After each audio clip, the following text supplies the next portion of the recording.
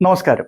Diabetic care India യൂട്യൂബിൽ മാത്രം ഒതുങ്ങി നിൽക്കാതെ ഫേസ്ബുക്കിലും ഇൻസ്റ്റയിലേക്കും വ്യാപിച്ച കാര്യം നിങ്ങളോട് എല്ലാവരോടും വളരെ അഭിമാനത്തോടെയും സന്തോഷത്തോടെയും പങ്കുവയ്ക്കാൻ ആഗ്രഹിക്കുന്നു.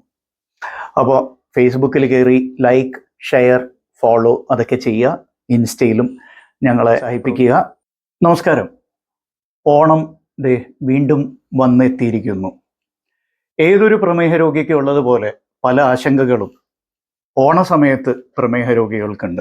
പായസം കഴിക്കാൻ പറ്റുമോ, മധുര പലഹാരങ്ങൾ കഴിക്കാൻ പറ്റുമോ, ഇടയ്ക്കൊരു സ്മോൾ അടിക്കാൻ പറ്റുമോ എന്നുള്ളതൊക്കെ പലതരത്തിലുള്ള ആശങ്കകളും. മാത്രമല്ല, പ്രമേഹ ചികിത്സ എടുക്കുന്നവർക്ക് കാലാകാലങ്ങളായിട്ടുള്ള ഒരു സ്വപ്നമാണ് ഇൻസുലിൻ ഗുളികാരൂപത്തിൽ കിട്ടുക എന്നുള്ളത്. മാത്രമല്ല, കലോറി ഒട്ടും ഇല്ലാത്ത മധുര പലഹാരങ്ങൾ കഴിക്കുക എന്ന് തുടങ്ങി മധുര പലഹാരങ്ങൾ കഴിച്ചാലും ബ്ലഡ് ഷുഗർ കൂടാതിരിക്കുക എന്നുള്ളൊരു ആഗ്രഹവും.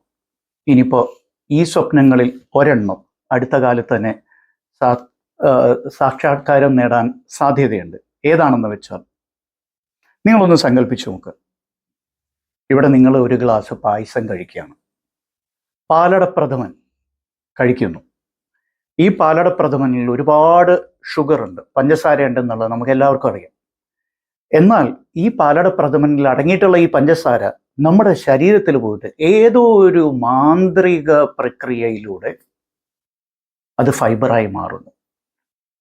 അങ്ങനെ സംഭവിക്കാൻ സാധ്യതയുണ്ടോ? സാധ്യതയില്ല എന്ന് പറയാൻ വരട്ടെ. തീർച്ചയായിട്ടും സാധ്യതയുണ്ട് എന്ന് മാത്രമല്ല, ഇപ്പോൾ നമ്മൾ ഈ സംസാരിക്കുന്ന ഈ സമയത്ത് തന്നെ കോടാനുകോടി വർഷങ്ങളായിട്ട് ചെടികൾ ഈ ഒരു പ്രക്രിയ നടത്തിക്കൊണ്ടിരിക്കുന്നുണ്ട്. എന്ന് വെച്ചാൽ അവ സൂര്യപ്രകാശത്തിൽ നിന്ന് ഉൽപ്പാദിപ്പിക്കുന്ന ഗ്ലൂക്കോസ് അല്ലെങ്കിൽ പലതരത്തിലുള്ള ഷുഗേഴ്സ് ഏതും ആവാം, അത് ഫൈബറാക്കി മാറ്റാൻ ഉള്ളൊരു പ്രക്രിയ സസ്യങ്ങൾക്കുണ്ട്. നമുക്ക് എല്ലാവർക്കും അറിയാവുന്ന ഒരു കാര്യമാണ്, പക്ഷെ നമ്മൾ ആ രീതിയിൽ ചിന്തിച്ചിട്ടില്ല എന്ന് മാത്രം. ഇതേ രീതിയിൽ മനുഷ്യ ശരീരത്തിൽ നമ്മൾ കഴിക്കുന്ന ഷുഗർ അല്ലെങ്കിൽ പഞ്ചസാര അല്ലെങ്കിൽ ഗ്ലൂക്കോസ് എന്തുമായിക്കൊള്ളട്ടെ, അത് ഫൈബറാക്കി മാറ്റാൻ സാധിച്ചാൽ എങ്ങനെയിരിക്കും എന്ന് ചില ശാസ്ത്രജ്ഞർക്ക് തോന്നി. പ്രമേഹ രോഗികൾക്ക് വലിയൊരു വരദാനമായിരിക്കും ഇത്തരത്തിലുള്ളൊരു കണ്ടുപിടുത്തം എന്നുള്ളതിൽ യാതൊരു സംശയമില്ല, അല്ലേ? അപ്പോൾ അതിനു വേണ്ടിയുള്ള പരീക്ഷണങ്ങൾ ചെയ്തു തുടങ്ങി. ഇപ്പോൾ ആ പരീക്ഷണങ്ങൾ വിജയത്തോട് അടുത്തുകൊണ്ടിരിക്കുകയാണ്.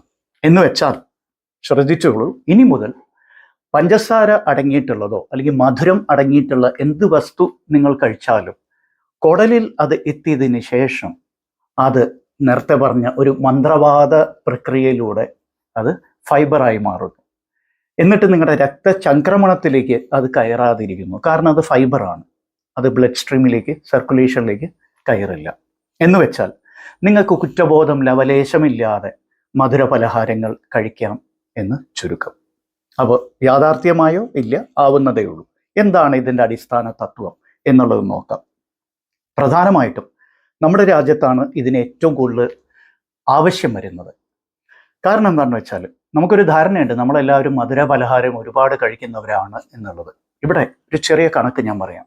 ഒരു ശരാശരി അമേരിക്കക്കാരൻ കഴിക്കുന്നതിൻ്റെ 1/5 മധുരം ഷുഗറായിട്ട് കഴിക്കുന്നവരാണ് ശരാശരി ഭാരതീയർ, നമ്മുടെ രാജ്യക്കാർ.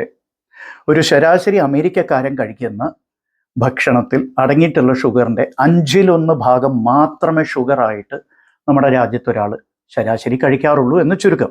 വെറും 5% ഡയറ്റ് മാത്രമാണ് യഥാർത്ഥ ഷുഗർ അടങ്ങിയിട്ടുള്ളത്. ബാക്കിയെല്ലാം കാർബോഹൈഡ്രേറ്റ്സ് ആണ്. ഈ കാർബോഹൈഡ്രേറ്റ്സിലും പലതരത്തിലുള്ള ഷുഗേഴ്സ് ഉണ്ടെന്ന് നമുക്കറിയാം. പക്ഷേ ഈ കാർബോഹൈഡ്രേറ്റ്സിൻ്റെ അളവാണ് നമ്മുടെ ഏറ്റവും വലിയൊരു ശാപം. ഏതാണ്ട് 70 മുതൽ 80% വരെയാണ് ഭക്ഷണത്തിൻ്റെ പങ്ക് കാർബോഹൈഡ്രേറ്റ്സ് എടുക്കുന്നത്.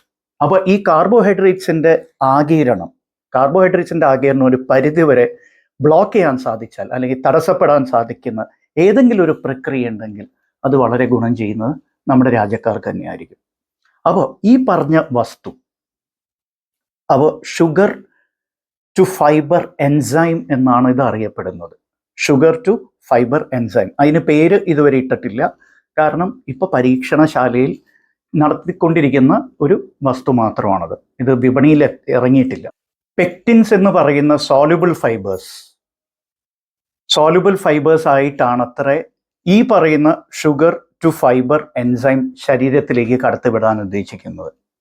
അപ്പോൾ കുടലിൽ എത്തിക്കഴിയുമ്പോൾ ഈ പെക്റ്റിൻ വിഭജിക്കപ്പെടുകയും അതിൽ നിന്ന് ഈ എൻസൈം പുറത്തേക്ക് ചാടുകയും അതിൻ്റെ പ്രവർത്തനം നടത്തുകയും ചെയ്യും അത്രേ. അങ്ങനെയാണ് ഇത് ഇപ്പോൾ സങ്കല്പിച്ചുകൊണ്ടിരിക്കുന്നത്. ഇനി ആ രീതിയിൽ തന്നെ അത് പ്രവർത്തിക്കുകയോ ഇല്ലയോ നമുക്കറിയില്ല. എനിവേ, ഇതാണ് അതിൻ്റെ ഒരു ബേസിക് പ്രിൻസിപ്പിൾ. അപ്പോൾ ഇത് വരുന്നത് വരെയെങ്കിലും നമുക്ക് എന്തായാലും കാർബോഹൈഡ്രേറ്റ്സ് കുറയ്ക്കുക എന്നുള്ളതാണ് മാർഗം. അല്ലെങ്കിൽ കാർബോഹൈഡ്രേറ്റ്സ് ഒരു കാരണവശാലും കുറയ്ക്കാൻ പറ്റില്ല. അതായത് സ്വീറ്റ് ടൂത്ത് ഉള്ളവർ, അതായത് ഭക്ഷണത്തോട് നല്ല മധുരമുള്ള ഭക്ഷണത്തോട് ആസക്തിയുള്ളവർ, എന്നെ പോലെയുള്ളവർക്ക് നോൺ ഷുഗർ സ്വീറ്റ്നസ് ഒരു പരിധിവരെ ഉപയോഗിക്കുന്നതിൽ തെറ്റില്ല. അതിനെക്കുറിച്ച് കൂടുതൽ അറിയാൻ നോൺ ഷുഗർ സ്വീറ്റ്നസിനെ കുറിച്ച് നമ്മൾ ചെയ്തിരിക്കുന്ന വീഡിയോകൾ കാണാൻ മറക്കണ്ട. എന്നിട്ട് ഒരു വാർത്തയും കൂടി നിങ്ങളുമായിട്ട് പങ്കുവയ്ക്കാൻ ആഗ്രഹിക്കുന്നു. ഫേസ്ബുക്കിലും ഇൻസ്റ്റയിലും കൂടി ഡയബറ്റിക് കെയർ ഇന്ത്യയുടെ സാന്നിധ്യം നമ്മൾ തുടങ്ങിയിട്ടുണ്ട്. അതിനാൽ നിങ്ങളുടെ അനുഗ്രഹവും നിങ്ങളുടെ പിന്തുണയും പ്രോത്സാഹനവും നിങ്ങളുടെ പ്രചോദനവും എല്ലാം നമുക്ക് അത്യാവശ്യമാണ്. ദയവായി നമ്മുടെ ഫേസ്ബുക്ക് പേജിലേക്ക് കയറി നമ്മുടെ പരിപാടിയെ ലൈക്ക് ചെയ്യുക, സബ്സ്ക്രൈബ് ചെയ്യുക, ഷെയർ ചെയ്യുക. ഇവിടെയും നിങ്ങൾ സബ്സ്ക്രൈബ് ഇതുവരെ ചെയ്തിട്ടില്ലെങ്കിൽ ദയവായി അത് ചെയ്യാൻ മറക്കരുത്. നന്ദി, നമസ്കാരം.